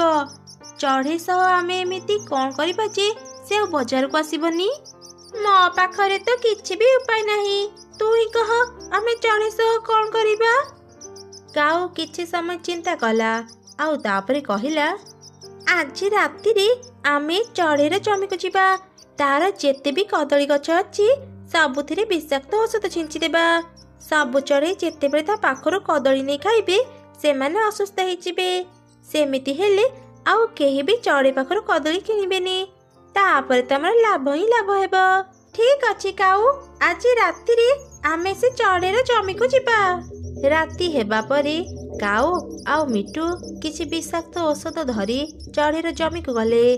ଚଢ଼େଇ ତା ଜମିରେ ବହୁତ କଦଳୀ ଚାଷ କରିଥିଲା। କାଉ ଆଉ ମିଟୁ ସବୁ କଦଳୀରେ ବିଷାକ୍ତ ଔଷଧ ଛିଞ୍ଚିଦେଲେ। ତାପରେ ସେଠାରୁ ଚାଲିଗଲେ। ପରଦିନ ସକାଳେ ଚଢ଼େଇ ତାର 2 ଛୁଆଙ୍କ ସହ ନିଜ ଜମିକୁ ଆସିଲା ଆଉ କଦଳୀ ତଳି ବଜାରକୁ ବିକ୍ରି କରିବା ପାଇଁ ନେଇଗଲା। ପ୍ରତିଦିନ ଭଳି ଅନେକ ଚଢ଼େଇ ତା ପାଖରୁ କଦଳୀ କିଣି ନେଇଗଲେ। ଏସବୁ ଦୃଶ୍ୟ ଦୂରରୁ କାଉ ଆଉ ମିଟୁ ଦେଖୁଥିଲେ। ଏ ମିଟୁ, ଦେଖ ଦେଖ, ସମସ୍ତେ କେତେ ଖୁସିରେ ଚଢ଼େଇ ପାଖରୁ କଦଳୀ କିଣୁଛନ୍ତି। କାଲି ଯେତେବେଳେ ସେମାନଙ୍କ ଦେହ ଖରାପ ହେଇଯିବ, ଦେଖିବୁ ସମସ୍ତେ କେମିତି ଚଢ଼େଇକୁ ରାଗିବେ। ସନ୍ଧ୍ୟା ହେଲା ପରେ କାଉ, ମିଟୁ, ଚଢ଼େଇ ନିଜ ନିଜ ଘରକୁ ଚାଲିଗଲେ। ଯିଏ ବି ଚଢ଼େଇଠୁ କଦଳୀ ନେଇ ଖାଇଥିଲେ ସେମାନଙ୍କ ଦେହ ଖରାପ ହେଇଗଲା। ସମସ୍ତେ ଚଢ଼େଇ ଉପରେ ଖୁବ୍ ରାଗିଗଲେ। ପରଦିନ ସକାଳେ ସେମାନେ ଚଢ଼େଇ ପାଖକୁ ଗଲେ। ଆରେ ଆପଣମାନେ ଏତେ ସକାଳୁ ଏଠି କଦଳୀ ନେବାକୁ ଆସିଛନ୍ତି ନା? କୁହନ୍ତୁ, ମୁଁ କେତେ କଦଳୀ ଦେବି ଆପଣମାନଙ୍କୁ? ଚୁପ୍ କର ଚଢ଼େଇ, ତୋ କଦଳୀ ଖାଇ ଆମ ଛୁଆଙ୍କ ଦେହ ଖରାପ ହେଇଯାଇଛି। ଆମେ ଆଉ ତୋଠୁ କଦଳୀ କିଣିବୁନି। ଆଗରୁ ଯଦି ଜାଣିଥାନ୍ତୁ ତୁ ଏତେ ଖରାପ କଦଳୀ ବିକୁ, ତୋଠୁ ଆମେ କେହି ବି କଦଳୀ କିଣି ନଥାନ୍ତୁ। ଠିକ୍ କହିଛ, ଏ ଚଢ଼େଇ ପାଇଁ ଆମ ଛୁଆଙ୍କର ଦେହ ଖରାପ ହେଇଛି। ଚାଲ ସମସ୍ତେ ରାଜାଙ୍କ ପାଖକୁ ଯିବା, ଏବେ ସେ ହିଁ ଆର ବିଚାର କରିବେ। ସମସ୍ତଙ୍କ ପାଖରୁ ଏମିତି ଶୁଣି ଚଢ଼େଇ ଆଶ୍ଚର୍ଯ୍ୟ ହେଇଗଲା। ସେ କିଛି ବି ବୁଝିପାରୁନଥିଲା। ଆରେ ଆପଣମାନେ ଏସବୁ କ'ଣ ଉଲ୍ଟାପାଲ୍ଟା କଥା କହୁଛନ୍ତି? ଆଜି ଯାଇ ମୋ କଦଳୀ ଖାଇ କେହି ଅସୁସ୍ଥ ହେଇନାହାନ୍ତି। ନିଶ୍ଚୟ ଆପଣମାନଙ୍କୁ ବୁଝିବାରେ କିଛି ଭୁଲ ହେଇଥିବ। ଚୁପ୍, ଏକଦମ ଚୁପ୍। କିଏ ସତ କହୁଛି କିଏ ମିଛ କହୁଛି ଏବେ ଜଣା ପଡ଼ିବ। ମୁଁ ରାଜାଙ୍କ ସେନାପତିକୁ ଖବର ଦେଇଛି। ସେ ଏବେ ହିଁ ଏଠାକୁ ଆସି ତୋ କଦଳୀକୁ ପରୀକ୍ଷା କରିବେ। ତାପରେ ସବୁ ସତ କଥା ଜଣା ପଡ଼ିବ। କିଛି ସମୟ ପରେ ହିଁ ସେନାପତି ସେଠାକୁ ଆସିଲା। ସେ ଚଢ଼େଇର କଦଳୀକୁ ଭଲ ଭାବରେ ପରୀକ୍ଷା କଲା। ସେ ଜାଣିଗଲା ଯେ ଚଢ଼େଇର ସବୁ କଦଳୀରେ ବିଷାକ୍ତ ଔଷଧ ମିଶାଯାଇଛି। ଏ ଚଢ଼େଇର ସବୁ କଦଳୀରେ ବିଷାକ୍ତ ଔଷଧ ମିଶିଛି। ଆପଣ ଏସବୁ କ'ଣ କହୁଛନ୍ତି? ମୁଁ ମୋ ଜୀବନରେ ବି ଏପରି ଖରାପ କାମ କରିପାରିବିନି। ମୁଁ ଭଲରେ ହିଁ ପରୀକ୍ଷା କରିଛି। ତୋର ସବୁ କଦଳୀରେ ବିଷାକ୍ତ ଔଷଧ ମିଶିଛି। ସେନାପତି ଆଜ୍ଞା, ଦେଖୁଛନ୍ତି କ'ଣ? ଶୀଘ୍ର ଏହି ଚଢ଼େଇକୁ ରାଜାଙ୍କ ପାଖକୁ ନେଇଯାଆନ୍ତୁ। ସେ ଯୋଉ ଭୁଲ କରିଛି ତାକୁ ତାର ଶାସ୍ତି ମିଳିବା ଦରକାର। ହଁ ହଁ, ଠିକ୍ କଥା। ଏ ଚଢ଼େଇକୁ ବାନ୍ଧି ନେଇଯାଆନ୍ତୁ। ତାପରେ ସେନାପତି ଚଢ଼େଇକୁ ଧରି ରାଜାଙ୍କ ପାଖକୁ ଗଲା। ସେ ରାଜାଙ୍କୁ ସବୁ ଘଟଣା କହିଲା। ଆରେ ଏଇଟା ତ ବହୁତ ଖରାପ କାମ। ଚଢ଼େଇ, ମୁଁ ଶୁଣିଥିଲି ତୁ ଗୋଟେ ଭଲ ଫଳ ବ୍ୟବସାୟୀ। ତୁ ଏତେ ଖରାପ କାମ କେମିତି କରିପାରିଲୁ? ମୋତେ ବିଶ୍ୱାସ କରନ୍ତୁ ମହାରାଜ, ମୁଁ ଏତେ ବଡ଼ ଖରାପ କାମ କରିନି। ତୋ ବିରୁଦ୍ଧରେ ସବୁ ପ୍ରମାଣ ଅଛି। ତୋ କଥାକୁ କିଏ ବିଶ୍ୱାସ କରିବ? ଆଜିଠୁ ତୁ ଜେଲରେ ରହିବୁ। ସେନାପତି ଚଢ଼େଇକୁ ନେଇ ଜେଲରେ ରଖିଦେଲା। ସେପଟେ ଚଢ଼େଇର ଦୁଇ ଛୁଆ ତାଙ୍କ ମାଆକୁ ଅପେକ୍ଷା କରିଥିଲେ। ଆଉ ଜଣେ ସେନାପତି ଆସି ସେମାନଙ୍କୁ କହିଲା, ଶୁଣ ପିଲାମାନେ, ରାଜା ମୋତେ ତମମାନଙ୍କ ପାଖକୁ ଏ ଖବର ଦେବା ପାଇଁ ପଠେଇଛନ୍ତି। ତମ ମା ଆଉ ଘରକୁ ଫେରିବନି। ସେ ଏବେ ଜେଲରେ ଅଛି। ଆମ ମା ଏବେ ଜେଲରେ? ହେଲେ କ'ଣ ପାଇଁ? ତମ ମା ବିଷାକ୍ତ ଔଷଧ ମିଶେଇ କଦଳୀ ବିକୁଥିଲା, ସେଥିପାଇଁ ତାକୁ ଶାସ୍ତି ମିଳିଛି। ନା ନା, ଏସବୁ ମିଛ କଥା। ଆମ ମା ଏଭଳି ଖରାପ କାମ କେବେ ବି କରିପାରିବନି। ଦୟାକରି ଆମକୁ ଥରୁଟିଏ ଆମ ମା ପାଖକୁ ନେଇଯାଆନ୍ତୁ। ଆଚ୍ଛା ଠିକ୍ ଅଛି, ଆଉ କାନ୍ଦନି। ଚାଲ ମୋ ସାଙ୍ଗରେ, ମୁଁ ତମମାନଙ୍କୁ ତମ ମା ସହ ଦେଖା କରେଇଦେବି। ସେନାପତି ସହ ଦୁଇ ଚଢ଼େଇ ଛୁଆ ତାଙ୍କ ମା ପାଖକୁ ଗଲେ। ଦୁଇ ଛୁଆଙ୍କୁ ଦେଖି ମା ଚଢ଼େଇଟି ଅନେକ କାନ୍ଦିଲା। ମା, ଆମେ ଏସବୁ କ'ଣ ଶୁଣିଲୁ? ତୁମେ ବିଷାକ୍ତ ଔଷଧ ମିଶେଇ କଦଳୀ ବିକୁଥିଲ? ନାଇଁ ରେ ପିଲାମାନେ, ମୋତେ ବିଶ୍ୱାସ କର, ମୁଁ ଏପରି କାମ କେବେ ବି କରିପାରିବିନି। ମା, ତୁମେ ଆଉ କାନ୍ଦନି। ଆମେ ଜାଣିଛୁ ଆମ ମା ଏଭଳି ଖରାପ କାମ କେବେ ବି କରିପାରିବନି। ତୁମେ ଚିନ୍ତା କରନି ମା, ଆମେ ଦୁଇ ଛୁଆ ସତ କ'ଣ ନିଶ୍ଚୟ ବାହାର କରିବୁ। ଏମିତି କଥା ହେଇ ଦୁଇ ଛୁଆ ଘରକୁ ଯିବା ପାଇଁ ବାହାରିଲେ। ରାସ୍ତାରେ ସେମାନେ ଦେଖିଲେ ମିଟୁ ଆଉ କାଉ ଏକ ଗଛ ମୂଳେ ବସି କଥା ହେଉଛନ୍ତି।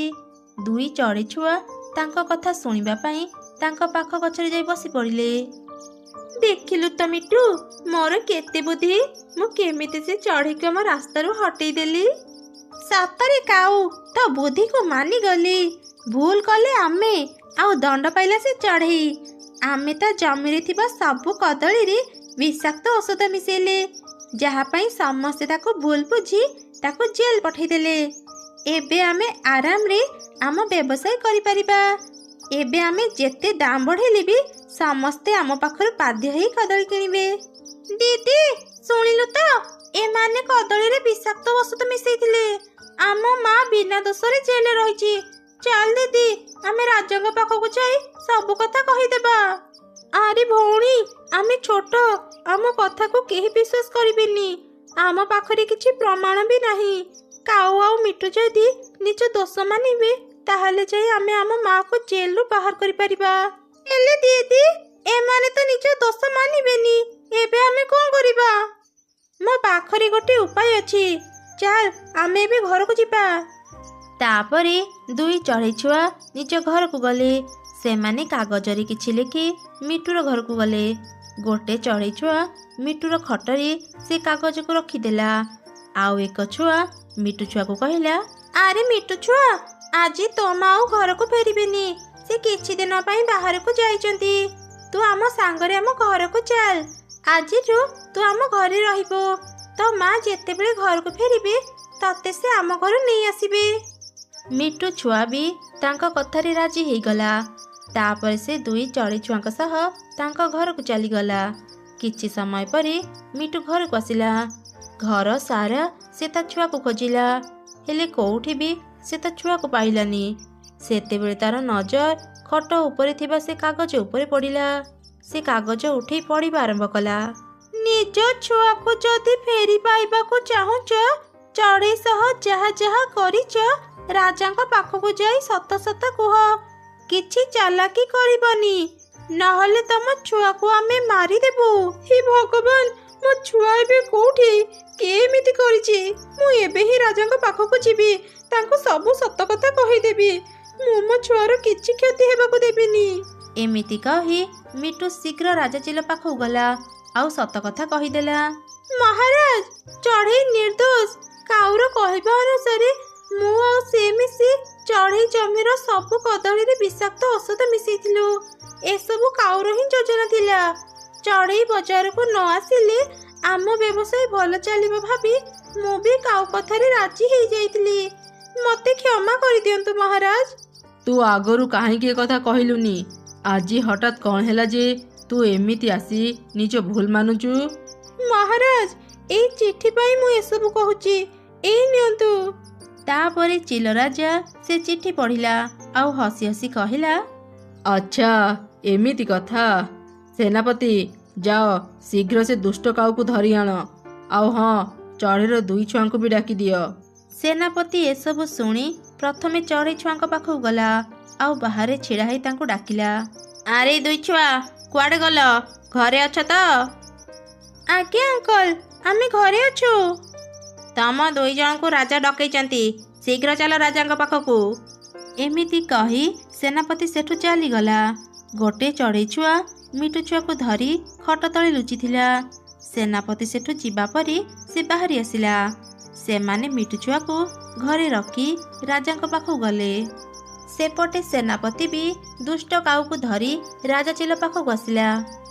କିରେ କାଉ, ତୁ ଆଉ ମିଟୁ ମିଶି ଚଢ଼େଇ ଜମିର ସବୁ କଦଳୀରେ ଔଷଧ ମିଶେଇଥିଲ, ଯାହାଦ୍ୱାରା ସମସ୍ତେ ଚଢ଼େଇକୁ ରାଗିବେ ଆଉ ତାକୁ ଜେଲ୍ ପଠେଇଦେବେ।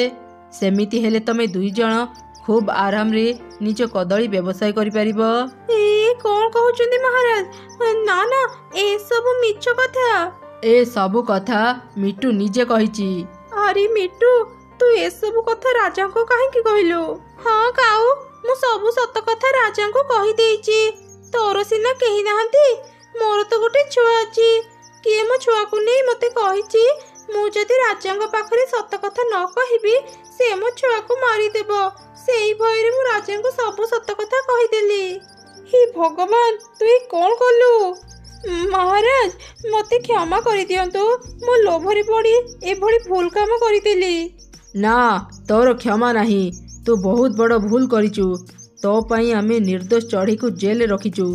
ଏବେ ତୁ ଜୀବନ ସାରା ଜେଲ୍ ଭିତରେ ରହିବୁ। ମିଟୁ, ତୁ ସତ କଥା କହିଥିବାରୁ ଏଇ ଥରକ ତତେ ଛାଡ଼ିଦେଲି। ଆଉ ଦିନେ ଯଦି ତୁ ଏଭଳି ଭୁଲ କରିବୁ, କାଉ ଭଳି ତୁ ବି ଶାସ୍ତି ପାଇବୁ। ତାପରେ ଚଢ଼େଇକୁ ଜେଲରୁ ବାହାର କରି କାଉକୁ ସେ ଜେଲ୍ ଭିତରେ ରଖାଗଲା। ମିଟୁ ତା ଛୁଆ ପାଇଁ କାନ୍ଦୁଥିଲା। ଚଢ଼େଇ ଛୁଆଟି ତାକୁ କହିଲା, ମିଟୁ ଆଣ୍ଟି, ଆପଣ କାନ୍ଦନ୍ତୁନି। ଆପଣଙ୍କ ଛୁଆ ଆମ ଘରେ ସୁରକ୍ଷିତ ଅଛି। ଗତକାଲି ଆପଣ ଆଉ କାଉ ଯାହା ବି କଥା ହେଉଥିଲେ ଆମେ ସବୁ ଶୁଣିଥିଲୁ। ଆମ ପାଖରେ ପ୍ରମାଣ ନଥିବାରୁ ଆମେ ଏପରି କରିବାକୁ ବାଧ୍ୟ ହେଲୁ। ଏସବୁ ଶୁଣିଲା ପରେ ଚିଲ ରାଜା ଦୁଇ ଛୁଆଙ୍କର ପ୍ରଶଂସା କଲା। ଚଢ଼େଇ ତାର ଦୁଇ ଛୁଆଙ୍କୁ ଧରି ଘରକୁ ଆସିଲା। ମିଟୁ ବି ତା ଛୁଆକୁ ନେଇ ନିଜ ଘରକୁ ଚାଲିଗଲା। ଦିନେ ଏକ ଝଡ଼ ବର୍ଷା ରାତିରେ ଗୋଟେ ଗଛର ଡାଳ ଭାଙ୍ଗିଗଲା। ସେଇ ଗଛ ଡାଳରେ ଘର କରି ଗୋଟେ ମା ଚଢ଼େଇ ତାର ଝିଅ ସାଙ୍ଗରେ ରହୁଥିଲା। ଗଛ ଡାଳ ସହ ତାଙ୍କ ଘର ବି ଭାଙ୍ଗିଗଲା। ଦୁଇ ମା ଛୁଆ ବର୍ଷାରେ ଭିଜୁଥିଲେ। ସାହାଯ୍ୟ ପାଇବା ଆଶାରେ ସେମାନେ ତାଙ୍କ ପାଖ ପଡ଼ୋଶୀ କାଉ ପାଖକୁ ଗଲେ। କ'ଣ ହେଲା ଚଢ଼େଇ? ଏତେ ଝଡ଼ ବର୍ଷା ରାତିରେ ଆମ ଘରର କବାଟ ବାଡ଼ଉଛୁ? କାଉ ଭଉଣୀ, ଆମ ଘର ଭାଙ୍ଗି ଯାଇଛି। ତୁମ ଘର ତ ଅନେକ ବଡ଼। ଆଜି ଗୋଟେ ରାତି ଆମକୁ ତୁମ ଘରେ ଆଶ୍ରୟ ଦେଇଥାଅ। ଚଢ଼ି, ମୁଁ ତତେ ମୋ ଘରେ ରହିବାକୁ ଦେଇପାରିବି ଯେ, ହେଲେ ମୋ ଘରେ କିଛି ଖାଇବା ନାହିଁ। ମୁଁ ତତେ ଖାଇବା ପାଇଁ କିଛି ବି ଦେଇପାରିବିନି। ଖାଇବା କଥା ଚିନ୍ତା କରନି କାଉ ଭଉଣୀ, ମୋ ପାଖରେ କିଛି ଖାଇବା ଅଛି। ତୁମେ ମୋଠୁ ଅଧା ଖାଇବା ନେଇଯାଅ। ତୁ ସତ କହୁଛୁ ଚଢ଼ି? ତୋ ପାଖରେ ଖାଇବା ଅଛି?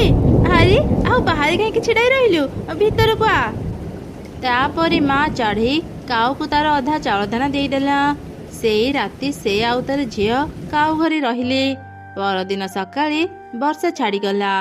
ମା ଚଢ଼େଇଟି ତାର ଝିଅକୁ ଧରି ନୂଆ ଘର ତିଆରି କରିବା ପାଇଁ ବାହାରକୁ ଗଲା। ଆରେ ମା, ତୁ ଏଇଠି ଖେଳୁଥା, ବେଶୀ ଦୂରକୁ ଯିବୁନି। ମୁଁ ଏଇ ପାଖ ଗଛରେ ଘର ତିଆରି କରୁଛି। ଏମିତି କହି ମା ଚଢ଼େଇ ଘର ତିଆରି କଲା। ଚଢ଼େଇ ଛୁଆ ସେଠି ଖେଳୁଥିଲା। ହଠାତ୍ ତାର ନଜର ଏକ ଛୋଟ ଆମ୍ବ ଗଛ ଉପରେ ପଡ଼ିଲା। ସେ ଆମ୍ବ ଗଛଟି ନଇଁ ପଡ଼ିଥିଲା। ଲାଗୁଛି କାଲି ଝଡ଼ ବର୍ଷାରେ ଏଇ ଛୋଟ ଆମ୍ବ ଗଛଟି ନଇଁ ଯାଇଛି। ମୁଁ ଏକ ଲାଠିରେ ତାକୁ ବାନ୍ଧି ସିଧା କରିଦିଏ। ଏବେ ଠିକ ହେଇଗଲା। ମୋ ଖେଳ ବି ସରିଗଲା। ମୁଁ ଏବେ ମା ପାଖକୁ ଯାଏ। ଟିକେ ରୁହ, ମତେ ଛାଡ଼ି ଯାଅନି। କିଏ କଥା କହୁଛ?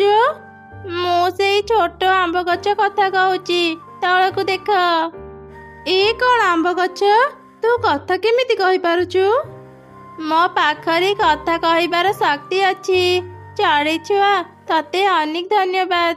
କାଲିର ପବନ ବର୍ଷାରେ ମୁଁ ନଇଁ ଯାଇଥିଲି। ଆଜି ତୁ ମତେ ସିଧା କରିଦେଲୁ। ମତେ ଏକ ସୁରକ୍ଷିତ ଜାଗାରେ ଲଗେଇ ଦେ। ତୁମର ଯତ୍ନ ନେଲେ କିଛି ମାସରେ ହିଁ ମୁଁ ତତେ ମିଠା ମିଠା ଆମ୍ବ ଖାଇବାକୁ ଦେଇପାରିବି। ଠିକ ଅଛି ଛୋଟ ଆମ୍ବ ଗଛ, ଆଜିଠୁ ତୁମର ସାଙ୍ଗ ଆମ୍ବ ଗଛ। ମୁଁ ସବୁଦିନ ତାର ଦେଖାଶୁଣା କରିବି। ଏମିତି କହି ସେ ଚଢ଼େଇ ଛୁଆ ନିଜ ଘର ପାଖରେ ହିଁ ଆମ୍ବ ଗଛକୁ ଲଗେଇଦେଲା।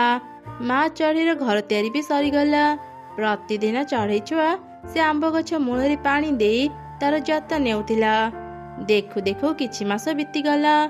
ଆମ୍ବ ଗଛଟି ବଡ଼ ହେଇ ସେଥିରେ ଅନେକ ଆମ୍ବ ଫଳିଲା। ସାଙ୍ଗ ଆମ୍ବ ଗଛ, କିଛି ଦିନ ତଳେ ତୁ କେତେ ଛୋଟ ଥିଲୁ। ଦେଖୁ ଦେଖୁ ହିଁ ତୁ କେତେ ବଡ଼ ହେଇଗଲୁ। ଚଢ଼େଇ ଛୁଆ, ଏଇ କିଛି ଦିନ ତୁମର ଏତେ ଯତ୍ନ ନେଇଛୁ, ମୁଁ ବଡ଼ ହେଇନଥାନ୍ତି କେମିତି? ଏଇ ନେ, ମୋର ଗୋଟେ ଆମ୍ବ ଖାଇ ଦେଖେ, କେମିତି ଲାଗୁଛି କହ।